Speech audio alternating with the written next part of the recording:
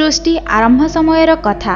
ईश्वर सेतेबेलकु मनुष्य को सृष्टि करि नथांती। तेबे मनुष्य को प्रदान करिबाकु थिबा समस्त गुण को से सृष्टि करि सारी गोटिए स्थान रे महजूद करि रखिथांती। दिने ईश्वर अन्य कोनोसी एक कार्य रे व्यस्त थिबा बेले मनुष्यर गुण गुड़िक परस्पर मध्य लुचकाड़ी खेलिबाकु मनस्थ कले। पागलामी कहिला मु गुणुछि, अन्य समस्ते लुचंतु, अन्य समस्ते लुचंतु, मु समस्तंकु खोजिबी। समस्ते राजी हेले ए प्रस्ताव रे।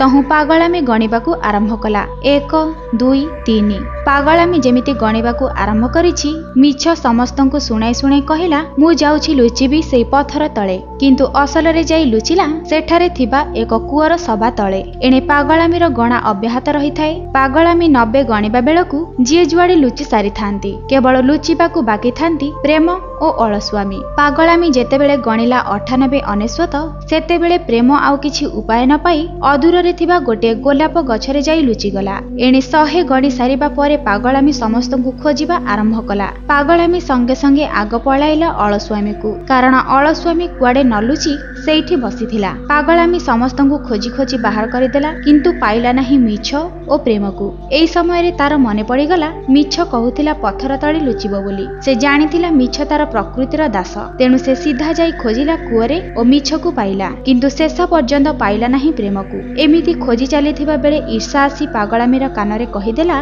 प्रेम लुचिछि से गोलाप गछरे, कारण ईर्षा काहाकु सही पारे नाही। तहु प्रेम को पाइजिबा खुशी रे पागलामी सीधा कूदी पड़िला से गोलाप गछ उपरकू।